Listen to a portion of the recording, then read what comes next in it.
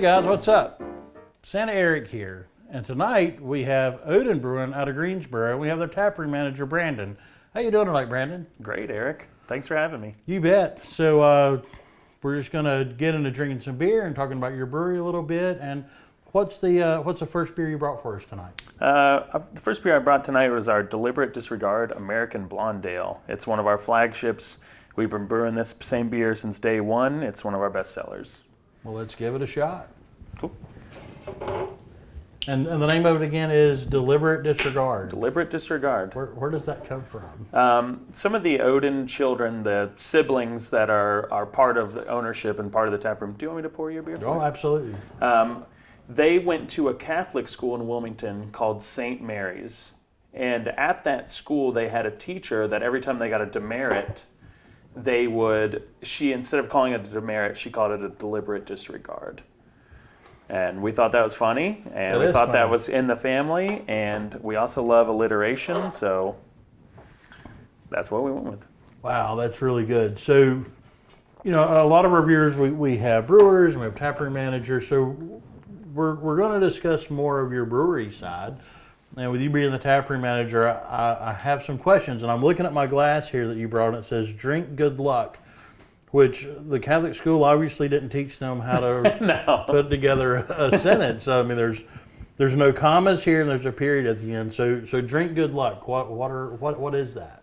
So when the building was originally built in the late 1930s, it was built by the owner's great-grandfather, William Lafayette Oden. His middle name Lafayette, he went by Fate as his nickname. So I can see that. He originally got into, he built that building The as elves are getting fired because the lighting is messing up here. It's beer with Santa, not beer with elves. Quit giving them beer. So sorry about that. Oh, that's okay. So yeah, we built the building in the late 1930s, originally built for brewing, or for bottling Buffalo Rock ginger ale. They had a horseshoe.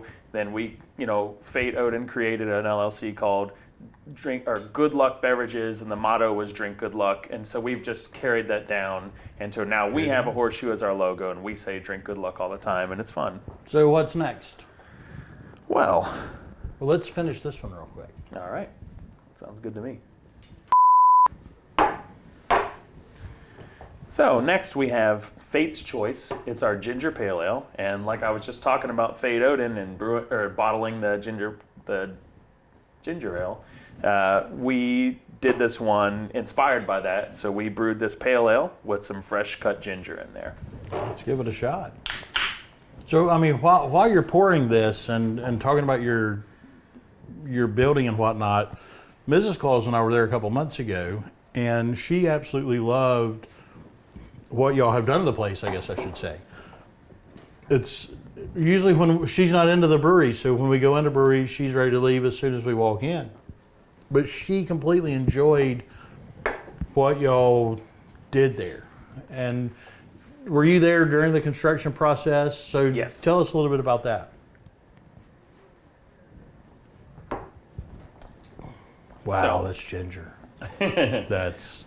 The building's been in our family for 4 generations now, and we wanted to keep it as original as possible. So it took us a while to find the right architects, to find the right contracting company, and then it took us a while longer to break ground there. And the building had been vacant for a while, and we had a lot of cleanup to do around there.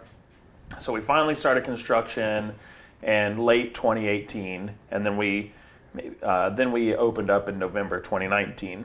So it's pretty quick and a pretty big job, and we still have plenty more things left to do there, but kept a lot of the bones of the building intact. One of the neat things I like about it is under the stairwell, y'all have a kid area. Yeah.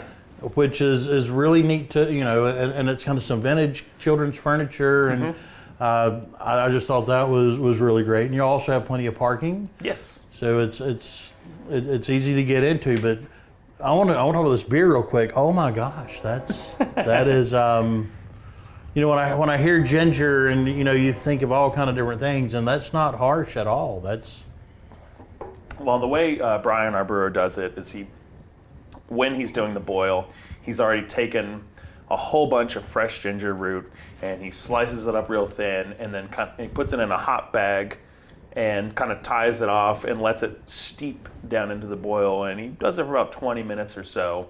So the ginger's not put in like post-fermentation, or it's actually cooked into the beer. Right there in the boil, just like making a cup of tea. That is, this gets 3 ho-hos and a Rudolph nose. I mean, it's really good. And I wish I could enjoy it, but let's finish this off and go to the next one. Sounds good to me. So what do we have next, Brandon? Well, next we have our Hints and Allegations Juicy IPA. I wish I brought you one of our fancy 16-ounce cans for it, but we are out of them right now. But as soon as we get more in stock, you'll see them. But then the elves will get into those 16-ounce cans, and our lights will go out again. Yes, they will. So this is our flagship IPA. That we've been brewing this since day one as well. It's very juicy, slightly hazy. So Juicy. a little bit of tangerine in there. Like actual tangerine? Actual tangerine. Wow.